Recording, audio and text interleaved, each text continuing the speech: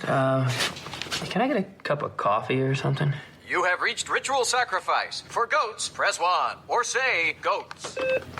Welcome to the Drew and Luke podcast, where each month I take a look at pop culture stuff that excites me. I am Andrew Luke, and there is only one of me. This show appears on the engine of patreon.com/Andy Luke, which allows me access to a wage and, hello, an audience. It's homed at Spreaker, transmitting to various places, including nerdgeist.com. It's October 2020 here, 17 years since episode 1 of Series 5 of Angel, the TV show. Or 21 years on since episode 1 of Series 1. I mention this because I'm anal, but also Series 5 has that core theme, being all grown up, with a powerful job and taking charge of the consequences you set off in the world. This series is for the most like a new show, with a mostly self-contained structure and a wonderful freshness. Because of budgeting constraints at the Andrew Luke estate, I'm breaking this into 2 episodes. I'll try to avoid spoilers in the first. Angel was put together by Mutant Enemy Productions, aka Joss Whedon, but more accurately draws from that talent pool of writers, actors, directors, filmographers and other crew who made Buffy, Firefly and Dollhouse. So here's a pitch. A vampire with a soul who ran a detective agency in Los Angeles out of a haunted hotel pits his wits time and again against Wolfram and Hart, a law firm which represents the ultimate evils in the multiverse. When the detective agency accidentally ends world peace, thinking it's the apocalypse, the lawyers surrender and offer People's Champion Angel the job of CEO of the firm's main branch. It's an office. With your own private elevator. Care to take it for a spin? What's it gonna do, huh? Drop me in Nevada holy water? I was pushing for that, but they went with the motor pool. Figured you'd like to stay mobile, what with all that rushing out to save the day you're so fond of. Thanks, but I already have a car. Now you have 12. What am I gonna do with 12 cars? Anything you want. That's the point. It's the definition of hybrid genre, supernatural detective horror comedy lawyer show. Angel Season 5 actually repilots with the final episode of Season 4, the first of 3 pilots. Home has part emphasis on Connor, Vampire Angel's time-travelling teenage son, and seriously unhinged psychopath, dead set on getting through the worst adolescence by going on a killing spree. His own child brought the world to its knees, and the mother is in a coma, so the worst case exists. Wolfram and Hart offer Angel a chance to solve these problems. Mr. Angel, good morning. Morning, Mr. Angel. Morning, Mr. Angel. Morning, Mr. Angel. There's no way this is gonna go well. Written and directed by Tim Minier, Home is economical with introducing characters, obstacles and solutions. Angel is a brooding, angry old man with a side of him that's too gentle and cutely shy. Where Buffy is a teenager of some certainty, Angel is 250 years old and not sure of his place in the world. He's a lunkhead, anxious, sometimes quite dim. His number 2 is Wesley, guardian, king of bookworms, former klutz turned diehard Dirty Harry. Wesley is on the outs with the others, especially Charles Gunn, a street-smart vampire hunter full of muscle and temper. There's an awkward, uncomfortable group dynamic after Wesley helped break up Gunn's relationship with Winifred Fred Burkle, a great physicist who they rescued from a hell dimension and who fills a role as Angel's surrogate little sister. And Lorne, fan favourite, played by charming Vegas singer Andy Hallett. Lorne's an empath demon, and Angel's conscience from when they met in Lorne's karaoke bar. Lorne has the ability to read people's souls through hearing them sing, a very useful skill when you have a staff of several hundred who are firmly on the evil end of the spectrum. As Legal Entertainment's manager, Lorne will have the Hollywood elite on his books. Scientist Fred learns the offer means she'll no longer scroll on walls, but work with a well-funded lab and full staff. So, are you a lawyer? You don't look like a lawyer. No, I'm strictly R&D. Although, occasionally, some D&D. D&D, Dungeons and... We actually have a dungeon. I could show it to you later. I manage the science division. You seem pretty young to be the head of a whole science division. Oh, I'm not the head. I just manage it for the department head, which I guess you know would be you. There's also the added character twist that makes the series stand alone. Connor is given a new life, a new family, and a new place in the universe by powerful sorcery forming the universe anew around him. He doesn't remember his old life, and no one but his father and Wolfram and Hart's sorcerers remember him. The group's tensions, all linked to Connor, vanish and cool in the tabula rasa reset.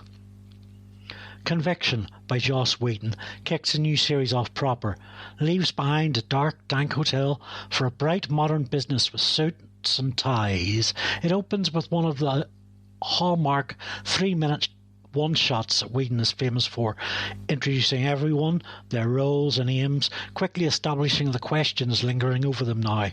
If your people were bank robbers and child snatchers and murderers, if you were linked to every criminal element ever, how would you use your resources and your voice? It's high concept and high stakes. Is this going to be our lives now? Fighting our own employees, our own clients? Are we really going to do any good? Conviction sets our leads up against the value of compromise. If they can't, their client, who is a powerful mage, will destroy California. They also have to deal with a staff full of enemies in a place where treachery is rewarded with promotion. Okay, let me tell you how this works. Thought I was in charge. Of the Los Angeles offices of a multidimensional corporation. Now, I'm stressing that last word because that's what we are. We're a business, and we have a bottom line. Now, you could take your new client list and start tacking away from the top down. A lot of our clients are demons, and almost all of them are evil. Almost. Things are always more complicated than they seem, champ. And you could shut this place down. But then you wouldn't have it anymore. If the place closes down, the connections dry up, evil goes next door. This is the catch. I'm explaining the catch so you don't have to stand around wondering what it is.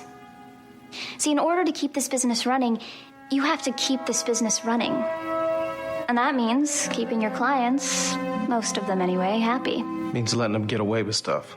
Sweetie, they were getting away with it while you were all sitting around your hotel waiting for the phone to jangle. But you're on the ins now, and you can stop the worst of it. Maybe find some new solutions to some old problems. With new environment comes new players. Eve, interfering liaison to the firm's unseen senior partners. Wesley's second, elderly magic academic, Rutherford Cirque. Lorne's go-getting assistant, Danny, and Fred's clinging underling, Knox. The jewel here is Mercedes McNabb, reprising her role as soulless vampire Harmony. Picked out by Angel as Wesley's assistant, Harmony can't fight her nature, dim and desperate.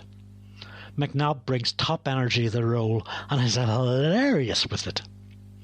And the biggest turn comes with Street Fighter Gunn, played by J. August Richards. Ordinarily dressed in cloth cap and Street Fighter garb and expecting to be head of security, he is seduced by the firm into a neuro upgrade, which gives him a comprehensive knowledge of human and demon laws. Get ready to feel the power of attorney! Convictions has barely settled when Spike appears. Spike is a combo of James Dean and all the Sex Pistols, sporting a Billy Idol look. The Buffy breakout character, Spike was psychologically sired by Angel from 1880. A murdering nefarious thorn in his side, Spike recently became ensouled, died, and is now resurrected as a ghost, anchored to Angel and Wolfram and Hart. You? This is your fault. Mine. You brought that ruddy amulet to Sunnydale. You would have been the one to use it until you chickened out. What did you... You heard me. You left town in the nick of time, didn't you? Before the death and mayhem. Abandoned the woman you claimed to love. She made the call. It wasn't my choice. And this bloody hell wasn't mine. I'm not you. I don't give a piss about atonement or destiny. Just because I got me a soul doesn't mean I'm going to let myself be led around. Excuse me? Did you just say Spike has a soul? You never said. Didn't seem worth mentioning. Seems to be a lot of that. Or maybe Captain Forehead was feeling a little less special. Didn't like me crashing his exclusive club. Another vampire with a soul in the world. You're not in the world, Casper.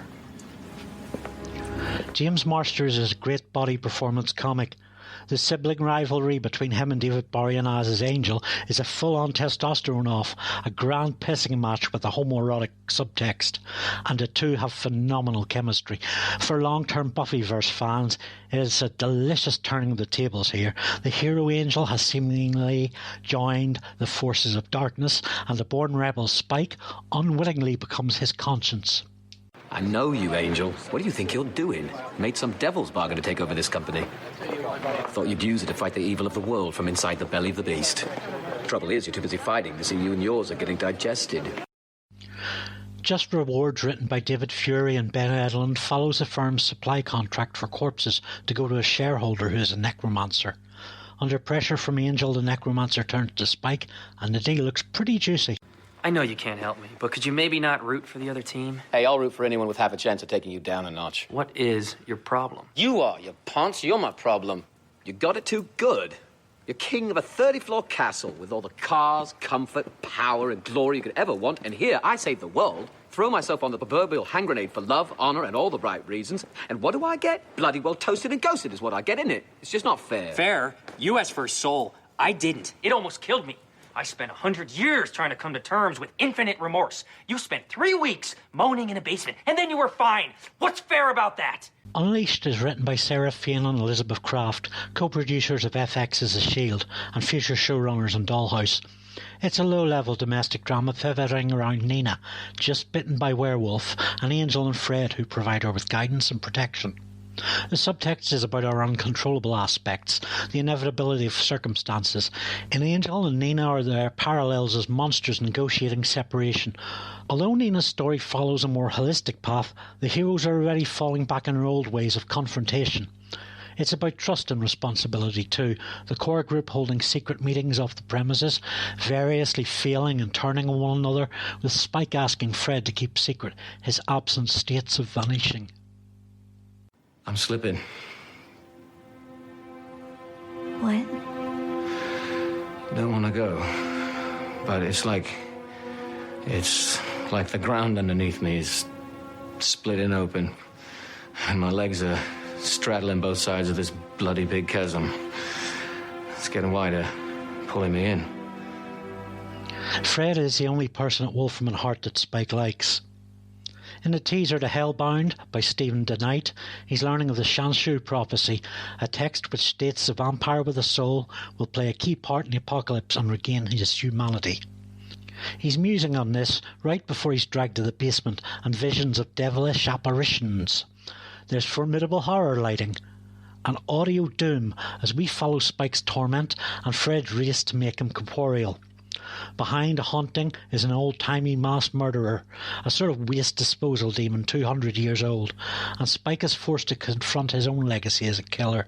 Spike realises he's a hero, but also, he's damned. Do you think any of it matters? The things we did, the lives that we destroyed, that's all it's ever going to count. So yeah, surprise. You're going to hell. We both are. Then why even bother? Try to do the right thing? Make a difference? What else are we gonna do? So that's it then. I really am going to burn. Welcome to the club. Lorne, originally called the host in Season 2 as a recurring character, quickly grew as a fan favourite to his lead cast status. It was naturally demanded. He lives to walk the tightrope of compromise, mingling among humans and demons in a non-violent social atmosphere. Weary, but an optimist nonetheless, be it talking or singing, Wolfram and Hart has brought whole new stresses to Lorne, the latest being the Halloween party, a chance for employees to have some fun and a lavish sweetener for their clients.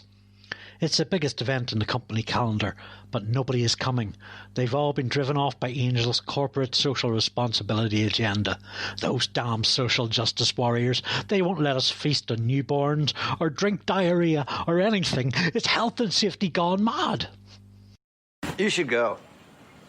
It's the Halloween blowout to end all blowouts. Last year, they took a bunch of cows and put them in this giant wicker effigy of Krishna, doused it with sambuca, and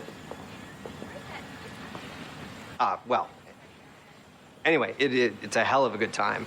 Directed by Bill Norton, written by Ben Edlund, the exploration of Lorne's psychological work pressures takes centre stage in the life of the party. This show is at its best doing comedy, and this is a laugh a minute. It's every great party tale, one of Mutant Enemy's classic fun jaunts. Toad, welcome. Love the jacket, by the way. It's Pylea. Oh, made in Pylea. My home dimension. Not made in, made from. I skinned it myself. Anybody you know? Wow, great. Thanks for dropping by. Angel ran during that golden age of HBO shows. Writers could front with story arcs now, how only soap opera had been allowed to before. Yet the mighty have balls to ease up, from the sacred Twin Peaks to X-Files, Lost Got Lost, Battlestar Redactica, and Angel's previous season dropped the ball so hard it punctured. Comic books and soaps condition us to expect tides and ebbs of quality. Paid creatives more than audiences are comfortable working with familiar status quos. Standalones demand more of a writer, who has to build the story's context, environment and media from the ground up. There's an alternative to driving along story by dominant arcs at work in Angel Season 5 Part 1. George Gerbner and Larry Gross posited media asserts itself not by some kooky injection of mind control, but by messages like droplets or seeds, by cultivation over time. Cultivation theory assumes a medium is unique. It shapes how we think and relate to one another, and its effects or grow or diminish in sway with larger society and culture. This informs the external structure of Angel Series 5, as well as the internal character development.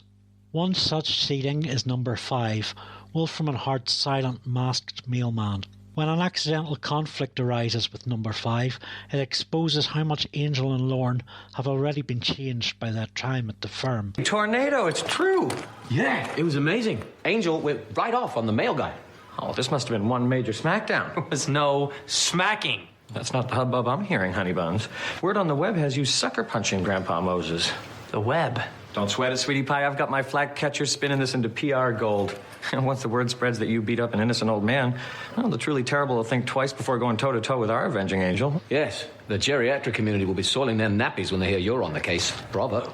Jeffrey Bell's episode, The Cautionary Tale of Numero Cinco, is, despite cultivation, pure formulaic episode. It's a point, but it's Marmite to fans. It pushes Angel's key themes of Angel, the sole survivor with guilt, the burden of a hero who feels they have retired, a person who feels time has not remembered his life, nor learned from the examples of his heart. It's illustrated by a contemporary folk tale of sun patterns and of recurring battles, which forms a micro-epic or myth cycle. You need to understand, we were more than just luchaderos. No one else cared about Mexicans or Chicanos, so we protected our own. The 5 of us were always joined, always connected, and when necessary, we came together as a fist. We fought monsters and gangsters, vampiros. We were heroes. We protected the weak, and we helped the helpless. I know a little something about that. We spent every waking hour together. Wait a second. So you guys always wore your masks? What you are failing to see, my friend, is that we had to be ever vigilant, ready for action at a moment's notice. Sí. ¿Sí? Hermanos! The devil has built a robot!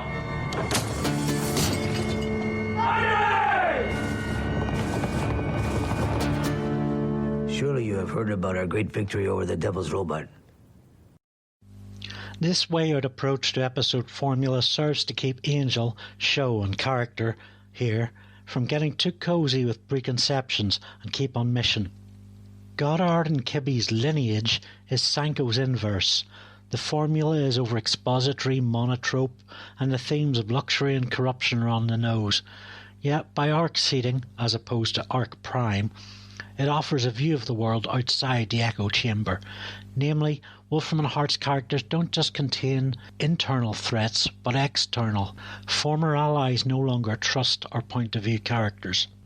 It's about knowing the wrong and the good, and the charm in the bad and neutral, about being able to identify the environment using the moral compass. Skip Skulnick directs Destiny, written by Fury and Denight, where all the compasses go full Bermuda Triangle. A mysterious package is opened, unleashing a potential apocalypse and turning Ghost Spike corporeal, along with his priorities, getting laid and getting away. Well, screw this town, then. Screw this devil's funhouse, Angel. And screw you, for good measure. I think I'll take the new flesh and bones across the pond, back to Europe. Spike, by town I mean this entire plane of existence. You won't solve this disequilibrium by leaving. You might even make it worse. Let's not make it worse. We don't want worse. I just went to the White Room to see what the big cat had to say. And? Cat's gone. Gone? The White Room, too. Elevator just opened up into a howling abyss. You ever heard a howling abyss? Terrible sound. Destiny is a major eruption in the Angel-Spike relationship. By now we know the Angel-Spike relationship is analogous to an earthquake fault line, and Episode 8 commits to it fully. For good measure, there are flashbacks to their 19th century vampire gang. We're treated to their first meeting, showing Angel, Angelus, psychologically torturing Spike. Guest stars are welcome in Julie Benz as Darla, Juliet Landau as Drusilla, Spike's sire and lover. She's 99 pence short of a quid. Veteran British actor Michael Hasley makes an overdue reappearance as Wesley's assistant, Rutherford Cirque. Cirque discovers a link between the unfolding catastrophes of possession and violent assault and Spike's corporealization. A reading of the divine vampire saves the world Shanshu prophecy points to an ancient grail. Drinking from the cup will end the end of the world. From there, it's a race for Spike and Angel to each prove to the other they are the one. The apocalypse is a B story. They are the eye of the hurricane. Their resentment is unleashed in a 10-minute bloody face-off. The conclusion serves to expose how Boreanaz's Angel has become increasingly shallow and selfish. Mostly, it's as good as it gets on the writing theory that character is conflict. Make-believe blood sport fun, well realised. Welcome to the Los Angeles branch of Wolfram and Hart, the oldest and most powerful law firm in the city. Founded in 1791 on ground deconsecrated by the blood of mass murderer Matthias Pavane, Wolfram and Hart has put roots down in this glamorous city that grow deep, and branches that reach right into the heart of every major corporation, including Yoyodyne, Weyland-Yutani, and News Corp. That captain of industry, we own his soul. That fabulous movie queen, she owes us her firstborn. But times change, and Wolfram and Hart is changing right along with them. Under our new CEO, Angel, we're focusing less on power and more on using that power for good. We have a zero-tolerance policy for killing, and that includes you, vampires. That better be pig's blood, mister. Yes, our esteemed president has made it clear. This is a new company for the new millennium, and he wants to work with you. If you don't kill, we won't kill you. That's right. No more employee sacrifices. At Wolfram and Hart, you're part of the family now. You can work your way up the ladder, and there'll always be a hand to help you up it. Every life and unlife is as important to our new management as their own. So go ahead, relax, and enjoy your new Wolfram and Hart family. Because at our firm, everyone matters. You matter. Buddy, you're going places. Is hosting a peace conference for demon clans. Harm's Way, according to TV tropes, is A Day in the Limelight, a light-styled episode following a background character around. Harmony's Day gives us a working steps view of Wolfram and Hart, a soulless, bloodlusting undead gal in the big city doing her best until she's implicated in a murder she has no memory of. She may be CEO's PA, but she's still a rung on the ladder, and Angel investigations are wary of her. Harmony's way is bad luck. Angel treats her like shit, as does her former partner Spike, who walks out on her. She's passed over for promotion. She should be Christina Hendricks in Mad Men, but try as she might, Harmony just can't get a break. You want to explain this? Okay, this is totally my fault. I specifically told the caterers the delivery was for tomorrow. But I should have called to confirm. You know caterers, not the best listeners. Harmony got us a camel. Like I said, I did a lot of research. Camel meat's a delicacy, so I thought it would be a great way to kick off the summit because of the clans being so uptight. Like, comfort food. Comfort food. Uh-huh. And as host, you get the honor of slicing off its hump and sticking a hot poker through its heart. And then the demon leaders rip apart its carcass with their bare hands. Are you? I don't even know how. Under director Vern Gilliam and returning writer Team Craft and Fane, Harm's Way is another great comedy episode and a dramatic whodunit. There's nice treats for older fans. In Sole Purpose, as corporeal Spike meets his secret benefactor and is manipulated into becoming an Angel Year One Avenger, a street-level solo hero, right before Wolfram and Hart agents Wesley and Gunn visit to talk him out of his heroism. If you want to save the world, we've got the resources to help you do it. No offense, Mr. Vader, but I've got no itch to join the evil empire. It's different. The A-plot explores how the job has gotten to the group, a collective attitude shift. They've gone from Spider-Man to the Punisher. It's told primarily through the eyes of a chairman Angel. Lead David Boreanaz directs, Lost's Brent Fletcher writes. I know how these people think, Wes. And I know what we have in our arsenal, Charles. Guys, I can hear you out in the lobby. The week's lab reports, Angel. Fred, doesn't the Wolfram and Hart satellite have lethal capability? What? I mean, couldn't we eliminate a target from the air untraceably? Well, we do have an orbital range microwave cannon up there. Focuses the satellite's communication signals into a pinpoint beam. It can raise the temperature of the targeted area 1,000 degrees in less than 5 seconds. So, yeah, in theory, we could. That is, if we did that sort of thing. Do we do that sort of thing? It might be the thing to do. Think someone won't notice us firing a sci-fi death ray from outer space? Well, actually, the beam rings like cell phone static on those atmospheric scanning equipment. Let's kill them all. What? Warlocks, minions. They're all evil. Sold their kids to the devil. Let's just wipe them all out. We got the power to do that, right? Yes, but Angel... Why don't we? Let's just get back to the basics. Good versus evil. Offing the monsters where we find them. Wait, we have to tread light here, Angel. We can't afford to... Are you all right? From here we get Angel's fever dreams of dissection and soul jealousy, of being devoured. Great visuals, entertaining surface symbolism. It's his first-person narrative as the show has gotten, exploring what Angel's curse of a soul means to him in light of Spike's existence. For he's a jolly good fellow, which no way can deny.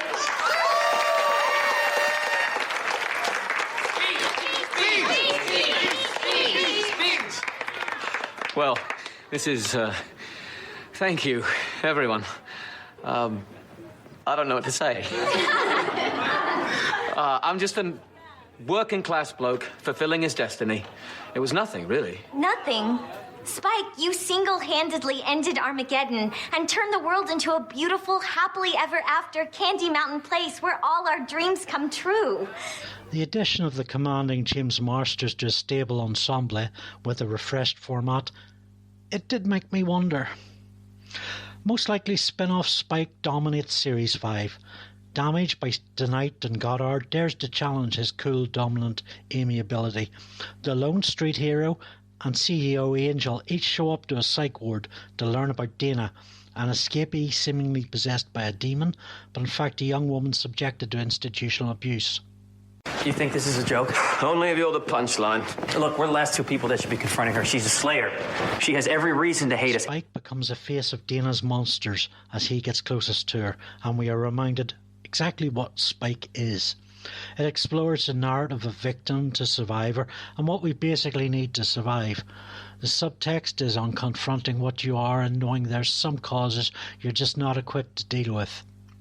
Director Kibbe gives a cine noir psych horror with flash cuts, an unsettling colour palette. There are firm questions for the age of cancel culture and damning questions about the redemption of people who are habitually immoral. For a demon, I never did think that much about the nature of evil. Just threw myself in. Thought it was a party. I liked the rush. I liked the crunch. Never did look back at the victims. I couldn't take my eyes off them.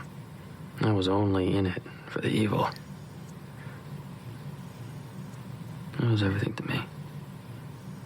It was art. Around the time Damage aired, news ran of the show's cancellation. Though it came in time for writing adjustments to be made, the production of Angel's 100th episode must have been bittersweet. The despondency the cast and crew must have felt is used on screen in the 100th opener. Oh, God.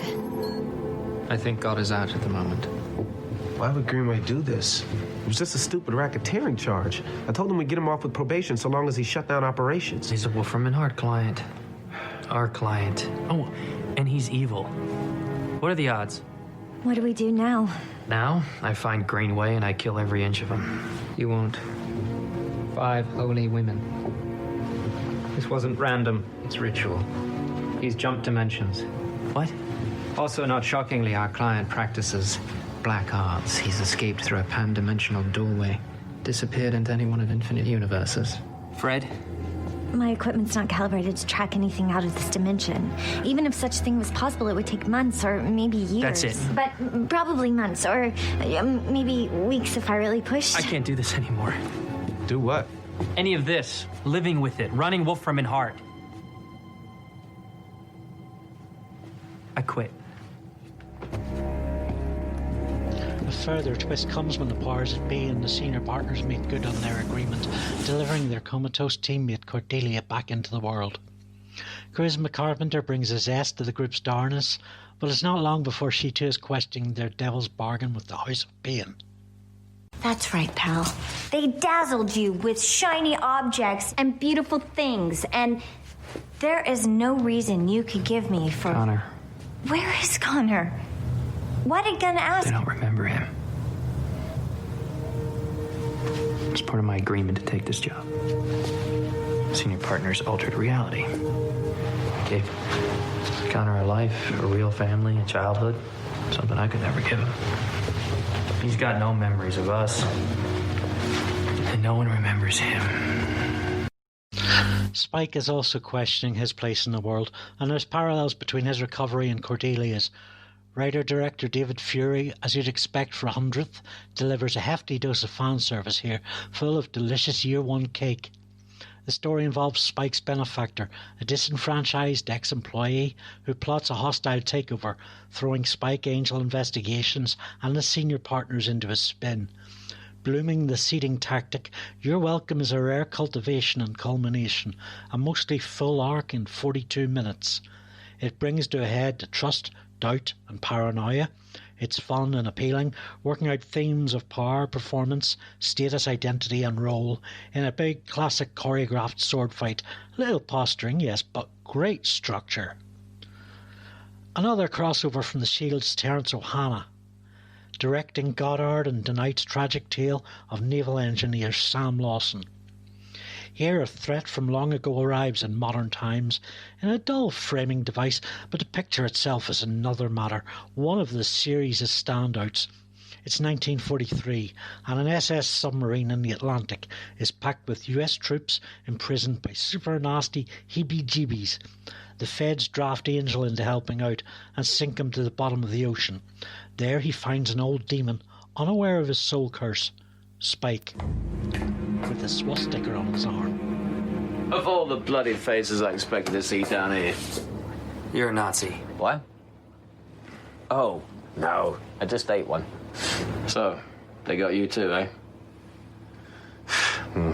Nabbed me in Madrid. Sneaky bastards, the SS. Don't ever go to a free virgin blood party. Turns out it's probably a trap. You were captured at a free virgin blood party. I know. Who'd have thought? One minute I'm asking a fellow why all the virgins look like Goebbels. Next minute I'm stuck in a box in this cursed ship. There's also an eccentric cast of shipmates rich in comic potential. It's a story of a tragic past and regret of sacrifices. A mini blockbuster type thriller with tangible tension pitting World War II's good versus bad against Angel's world of greys. It's about what we remember, what we know, and as per the title, why we fight. As good as this is, it doesn't hold a candle to the next one. A genuine shared pop culture moment. Ben Edlund directs and co-writes with Joss 3 shows, Whedon, one of Mutant Enemy's bests, Smile Time, aka the Puppet episode. In our secret backyard, we can make your day more fun and less hard. No more frowning. Let's get learning ABCs and 1, 2, 3, 4's everything from words to weather. We'll discover them together. When Angel follows a trail of serial child killers, he finds Muppets possessed by demons, and the corporate puppet is himself turned into one made out of felt. Is that you? Oh my god! Angel, you're cute. Fred, don't. Oh, but the little hands and the hair. Hey, you're fired.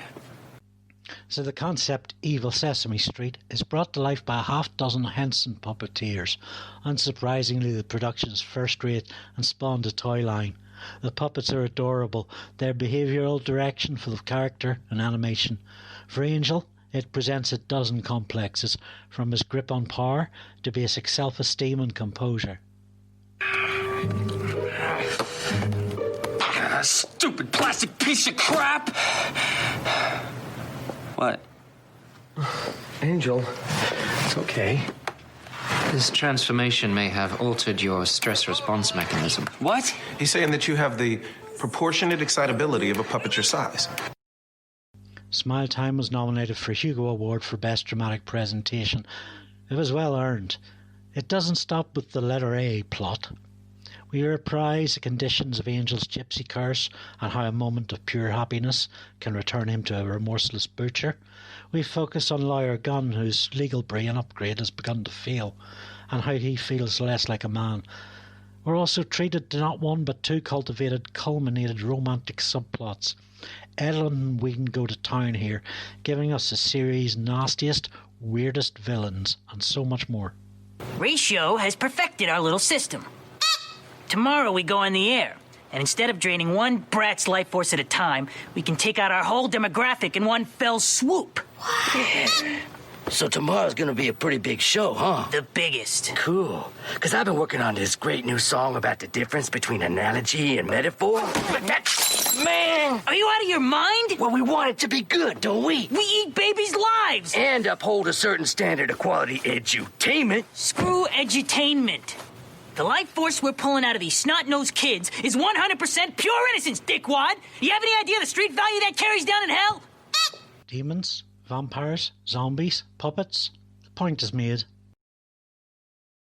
Next time I'll examine the writing and directorial choices leading to the dynamic final 8-episode arc and one of the greatest last episodes ever to grace television. If you'd like to learn why I do this, pop on over to patreon.com/Andy Luke for a free subscription if you sign off before the end of the month. Presently up there is an insight into comic book scripting methods, coronavirus time, slam poetry, and a preview of my 2021 novel about the Occupy camp in Belfast. You can find me on the Book of Faces too, and Twitter at Andrew Luke. The Drew and Luke podcast is a monthly look at writing in TV, comics, and stuff I love. Episodes air early on patreon.com/Andy Luke, and it's home on Spreaker and nerdgeist.com.